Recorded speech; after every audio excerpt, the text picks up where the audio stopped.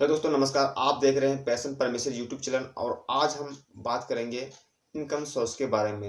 यानी हमारा जो इनकम सोर्स होता है वो पैदा कैसे होते हैं, या बोल सकते हैं कि हमारा जो इनकम सोर्स हो वो आती कहाँ है। तो हमारी जो इनकम सोर्स होती है वो किसी भी फील्ड में वो इनकम सोर्स जनरेट होती है हमारी एजुकेशन सिस्टम पर। और हमारी एजुकेशन सिस्टम होता है, डिपेंड करता है हमारे सिलेबस पर कि हमारे कौन से सिलेबस हम पढ़ रहे हैं, कौन से बोर्ड का हम सिलेबस यूज कर रहे हैं, जिनसे हमारी इनकम आगे हमारे पर डिपेंडेंट है। तो आज हम बात करेंगे झारखंड के कुछ या फिर जो एनसीईआरटी पैटर्न से चलने वाले राज्य में जिनकी एजुकेशन सिस्टम के सिलेबस के बारे में और उनकी इनकम सोर्स के बारे में। यदि हम देखा जाए इनके सिलेबस में, तो हमें मैट्रिक्स या 12th करने के बाद नॉर्मली एजुकेशन सिस्टम में ऐसे कोई दम नहीं है जिनसे कोई भी बच्चे 10th या 12th करने के बाद उसे डायरेक्टली कहीं पर जॉब लग जाए। मैं बात कर रहा हूँ प्राइवेट सेक्टर। पहले हम बात कर लेते हैं प्राइवेट सेक्टर के बारे में। 10th या 12th के बाद यदि कोई बच्चा पास कर लेते हैं तो उसे डायरेक्टली कहीं पर भी जॉब नहीं मिलता। अगर हम थोड़ा सा हायर एजुकेशन बात करें, यानी कि उसको ग्रेजुएशन या फिर पोस्ट ग्रेजुएशन के बाद, यदि इनके बाद भी अगर लड़का चाहते हैं कि मैं कहीं कंपनी में जॉब करूँ, तो इसके बावजूद भी उन्हें जॉब नहीं मिलती है। उन्हें जॉब इसलिए नहीं मिलती है क्योंकि इसमें अभी आपको पता चल जाएगा कि हमारी जो इनकम सोर्स किसी एजुकेशन सिस्टम पर डिपेंड नहीं है, बल्कि हमारी इनकम डिपेंड है वो हमारी स्किल्ड पर। तो आज मैं आपको एक कंपनी में मौजूद सभी स्किल्ड के बारे में शेयर करूंगा, या बोलूँगा कि ये कंपनी चलने के लिए कौन कौन सी स्किल चाहिए।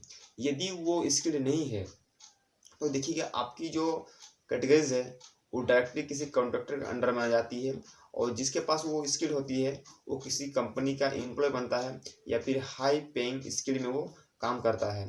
तो आइए हम इस वीडियो में पूरे डिटेल के साथ में बात करते हैं कि हमारी जो स्किल है वो किसी कंपनी में क्या क्या हो सकती है। यदि आप अभी स्टूडेंट है, या फिर आप किसी कॉन्ट्रैक्टर वर्कर में काम कर रहे हैं, या फिर किसी कंपनी में आप एम्प्लॉय हैं, तो ये वीडियो आपके लिए है। ये वीडियो आपको ये जानकारी दे देगी कि हमें कौन सी स्किल हमें आगे ग्रो करेगी अपना करियर बनाने में, या फिर कौन कौन सी स्किल हम अपने बच्चों को सिखाना चाहिए ताकि वो स्किल्ड पर्सन बन सके अपना नेक्स्ट जनरेशन में, और वो अपना घर परिवार या फिर बोल सकते हैं कि अपना परिवार की जिम्मेवारी निभा सके। यदि वो स्किल आपके पास नहीं है तो बहुत जल्दी वे बेरोजगार हो जाएंगे, क्योंकि आपके साथ टेक्नोलॉजी बहुत हाई स्पीड से चेंज हो जा रही है। न्यू औद्योगिकीकरण आने से हमारे देश में बेरोजगारी की संख्या भी और भी बढ़ती जाएगी और बढ़ती जा रही है। तो चलिए मैं शुरुआत करता हूँ स्टार्टिंग पॉइंट से। तो हेलो, मेरा नाम परमेश्वर महतो है और आप देख रहे हैं पैशन परमेश्वर यूट्यूब चैनल, और आप सभी को मेरा चैनल में स्वागत है। तो जहाँ तक बात कर लेता हूँ मैं एजुकेशन सिस्टम पर, तो जहाँ तक 10th, और यदि आप सोचते हैं कि मेरा बच्चा 10th या 12th या किसी भी कैटेगरी में करने के बाद किसी कंपनी में जॉब करे, तो सबसे पहले आपको सर्च करना पड़ेगा या फिर आपको किसी ऐसे व्यक्ति से मिलना पड़ेगा जो ऑलरेडी कंपनी में काम कर रहे हैं। जब आप किसी कंपनी में काम करने वाले व्यक्ति से मिलेंगे और उसको पूछेंगे कि आप कौन से काम कर रहे हैं, या आप किसके अंडर में काम करते हैं, क्या आप एम्प्लॉय हैं या फिर कॉन्ट्रैक्टर के अंडर में आते हैं। सबसे पहले हम बात कर लेते हैं कि कॉन्ट्रैक्टर वर्कर में काम करने के लिए कौन कौन सी स्किल्ड आते हैं। किसी भी कंपनी के कॉन्ट्रैक्टर वर्कर का काम करने के लिए आपको 6 टाइप की स्किल की जरूरत होती है। तो सबसे पहले जो बात होता है वो स्किल आता है आपका टेक्निकल स्किल, नंबर 2 में आता है आपका मैकेनिकल स्किल, नंबर 3 में आता है आपका सेफ्टी स्किल, नंबर 4 में आता है आपका फिजिकल स्किल, नंबर 5 में आता है आपका जनरल स्किल, और नंबर 6 में आता है स्पेशलाइजेशन स्किल, यानी कि कुछ स्पेशल स्किल। तो ये था एक कॉन्ट्रैक्टर वर्कर के अंडर में काम करने के लिए आपकी 6 स्किल होने जरूरी है। ये जो टेक्निकल स्किल है, टेक्निकल स्किल में कौन कौन सी फील्ड में काम आते हैं। आप किसी व्यक्ति को पूछते हैं कि आप कॉन्ट्रैक्टर वर्कर में कौन कौन से काम करते हैं, तो आपको प्राय ये सब सुनने होंगे कि वो ये कहीं वेल्डर है, या गैस कटर है, या फिर बोल सकते हैं आप वो किसी इलेक्ट्रीशियन, फिटर भी हो सकते हैं, असेंबल भी हो सकते हैं, यानी कि किसी मशीनरी पार्ट को खोलना फिर उसे दूसरा असेंबल करना, ये भी वो काम कर सकते हैं, या वो ये हाइड्रोलिक या न्यूमेटिक जैसे मशीनरी चीज़ों में काम करना। तो ये चीज़ में यदि आपका इंटरेस्ट है तो आपका बच्चे नेक्स्ट जनरेशन के लिए एक कॉन्ट्रैक्टर वर्कर के लिए हाई स्किल पे में काम कर सकती है, या बोल सकते हैं कि उनके लिए बेटर है। यदि आपके बच्चे इस फील्ड में यदि जानकार नहीं है, या फिर अभी तक यदि आप इस फील्ड में जानकार नहीं है, तो आपको जॉब नहीं मिल सकती किसी भी प्राइवेट सेक्टर में। ये हो गया आपका टेक्निकल स्किल में। हाँ, यदि आपको टेक्निकल स्किल के अलावा और भी स्किल में काम करना चाहते हैं, जैसे आपको बात करते हैं मैकेनिकल स्किल में, तो इसके लिए आपको कौन कौन सी स्किल जानना जरूरी है, अभी हम बात कर लेते हैं। तो मैकेनिकल स्किल में काम करने के लिए आप पंप, मोटर और गियरबॉक्स की जानकारी होना बहुत जरूरी है। वो कैसे रख रखाव किया जाता है, कैसे उसकी मरम्मत किया जा सकता है, तो इस टाइप की जानकारी आप दे देते हैं पहले ही, तो ये आपके लिए काफ़ी बेनिफिट होगी किसी प्राइवेट सेक्टर में काम करने के लिए। मशीन को सही उपयोग और मशीन का निरीक्षण करने और उसका ट्रबल शूटिंग करने में यदि आपकी नॉलेज है, तो आपके लिए भी मैकेनिकल स्किल ज़्यादा बेटर रहेगी। यदि आप किसी भी मशीन का यदि आप ट्रबल शूटिंग, या चाहे वो मैनुअल मोड में हो या फिर ऑटोमेटिक मोड में हो, यदि आप उसकी ट्रबल शूटिंग को यदि आप निखार सकते हैं या फिर आप जांच कर लेते हैं, पता कर लेते हैं, तो आपको मैकेनिकल स्किल में जाना चाहिए, यानी आपको मैकेनिकल फील्ड में जाना चाहिए, जिससे आपकी रोजगार की संभावना ज़्यादा दिखती है प्राइवेट सेक्टर में। अब हम बात कर लेते हैं नंबर 3 स्किल में, जो कि है सेफ्टी स्किल। किसी भी कंपनी में काम करने के लिए आपको सेफ्टी स्किल भी बहुत जरूरी है। जैसे कि आपको हमारे जो शरीर के लिए जितनी भी पीपीईज यानी कि पर्सनल प्रोटेक्शन इक्विपमेंट की जो जरूरत होती है, इनकी यदि आपको जानकारी है, तो आप सेफ्टी फील्ड में जान सकते हैं। किसी भी फील्ड में क्या क्या हजार्ड है, क्या क्या रिस्क है, इसकी नॉलेज भी होना आपको बहुत जरूरी है, तभी आप सेफ्टी फील्ड में आप काम कर सकते हैं। सेफ्टी फील्ड में काम करने के लिए आपको फायर सेफ्टी और इमरजेंसी रेस्क्यू की जानकारी होना भी बहुत ज़रूरी होता है। इसमें क्या क्या प्रोटेक्शन होना चाहिए और कैसे रेस्क्यू से हम बाहर निकल सकते हैं। यदि इनकी जानकारी भी आप रखते हैं, तो आपको कहीं ना कहीं सेफ्टी फील्ड में आपको नौकरी मिलने की चांसेस ज़्यादा है।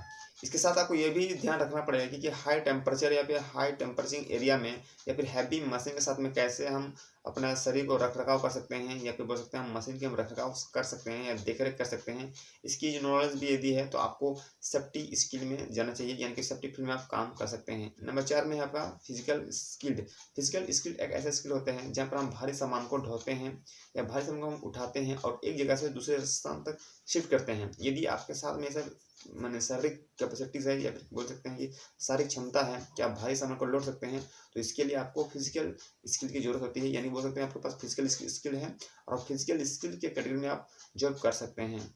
यदि आप हाइट में या फिर एक सीमित स्थान पर यदि काम करने का अनुभव है, तो आपको फिजिकल स्किल में आपको नौकरी मिल सकती है। फिजिकल स्किल में ये भी आता है कि आप कोई भी व्यक्ति किसी भी मशीन के साथ में लंबे समय तक खड़ा रहना या फिर अधिक काम करने की अगर कैपेबिलिटी है, तो आप फिजिकल कैटेगरी में आते हैं। अब हम बात कर लेते हैं जनरल स्किल के बारे में। जनरल स्किल में आपका जो आता है वो है आपका टीम वर्क, ट्रबल शूटिंग और टेक्निकल सॉल्विंग की यदि जानकारी है, तो आप जनरल स्किल में आप जॉब ले सकते हैं। नंबर 6 में है आपका स्पेशल स्किल या बोल सकते हैं स्पेशलाइजेशन स्किल, जहाँ पर क्वालिटी चेकिंग, क्रेन ऑपरेटर या बोल सकते हैं ड्राइवर, फर्नेस ऑपरेटर या फिर कई मशीन को चलाने वाले ऑपरेटर इस श्रेणी में आते हैं। यदि जितने भी अभी मैं स्किल के बारे में बात किया वो 6 स्किल्ड, चाहे वो आपको टेक्निकली हो, मैकेनिकली हो, सेफ्टी हो, फिजिकल हो, जनरल हो या फिर स्पेशल स्किल है, ये इतने सारे अगर स्किल आते हैं, तो सोच लीजिए आप एक कॉन्ट्रैक्टर वर्कर के स्किल में आते हैं। हाँ, यदि आप सोच लें कि इतने सारे स्किल होने के बावजूद भी एक व्यक्ति को आज के डेट में एक कॉन्ट्रैक्टर की वर्कर की नौकरी करनी पड़ती है। हाँ, यदि आप चाहते हैं कि इस कैटेगरी को छोड़ के मैं कंपनी के एम्प्लॉय बनूं, तो आपके लिए एक अलग अलग स्किल की जरूरत होती है, जो मैं अभी आपको कुछ ही सेकंड में आपको शेयर करने वाला था। ये जितने भी आज स्किल में शेयर किया हूँ, इन स्किलों के अलावा यदि आप कुछ अन्य स्किल डेवलप करते हैं, तो आप किसी कंपनी में हायर पेइंग स्किल में काम कर सकते हैं, या बोल सकते हैं कि हाई पेइंग स्किल के लिए आप बने हैं, या बोल सकते हैं कि आप किसी कंपनी के एम्प्लॉय बन सकते हैं। ऐसे किसी कंपनी के एम्प्लॉय बनने के लिए कौन कौन से स्किल चाहिए, आइए हम बात कर लेते हैं। पहले अभी जो कंपनी में आ रही है वो है आपका एआई टेक्नोलॉजी या बोल सकते हैं डाटा साइंस। यदि इस फील्ड में आप आगे हैं, तो आपको किसी भी कंपनी में आप एम्प्लॉय बन सकते हैं। इसके साथ ही आप किसी भी सॉफ्टवेयर फील्ड में काम कर सकते हैं, जैसे पाइथन, C++ या जावा हैं, तो आप किसी भी कंपनी में एम्प्लॉय बन सकते हैं। Machine learning, cyber security, LOT, robotics, automation इस फील्ड में आते हैं। इसके साथ ही आपको मेट्रोलॉजी में स्किल बनने की प्रक्रिया, process operating, machinery, equipment operator, automation and control system जैसे DCS, PLC, SCADA, यदि आपके पास नॉलेज है, तो आप किसी भी कंपनी में आप एक एम्प्लॉय के तौर पर काम कर सकते हैं।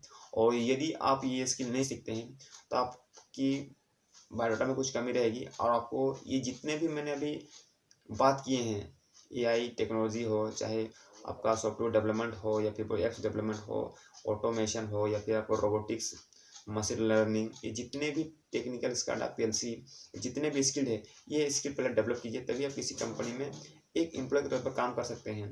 क्योंकि अभी नया नया टेक्नोलॉजी आने से हमारी जो स्किल्स में भी कुछ चेंजिंग आया है। यदि आप ये स्किल डेवलप नहीं कर सकते हैं तो आप किसी कंपनी में एम्प्लॉय नहीं बन सकते हैं। और यदि आपके बच्चे किसी स्कूल या किसी कॉलेज में पढ़ रहे हैं तो आपको ये वीडियो जरूर शेयर करनी चाहिए, क्योंकि अभी प्राइवेट सेक्टर में काम करने के लिए आप इन स्किलों को चेक कर सकते हैं कि आपके बच्चे अभी कौन से स्किल्ड है उसके पास में, कौन से स्किल के लिए वो बने हैं, या फिर कौन से स्किल आप सिखा रहे हैं। यदि इनमें से आप किसी भी स्किल के बारे में अगर नहीं सीख रहे हैं या फिर आप नहीं सिखा रहे हैं तो मुझे नहीं लगता है कि वो किसी कंपनी के लिए बन रहे हैं। या फिर उसे लास्ट में जब इनकम की बात आती है तो बाध्य होकर उन्हें मजबूरी में फिजिकल स्किल्ड या बोल सकते हैं उन्हें जनरल स्किल में काम करना पड़ेगा, और उस समय में उन्हें वही तनख्वाह या बोल सकते हैं वही पेमेंट मिलेगी जो एक कॉन्ट्रैक्टर लेबर या कॉन्ट्रैक्टर वर्कर को मिलती है। तो इसीलिए ये वीडियो आपके लिए बहुत इंपॉर्टेंट है। आप जरूर इस वीडियो को दूसरे व्यक्ति में शेयर करें ताकि उनको पता चले कि आप इस टाइप की वीडियो भी देखते हैं। और तब तक के लिए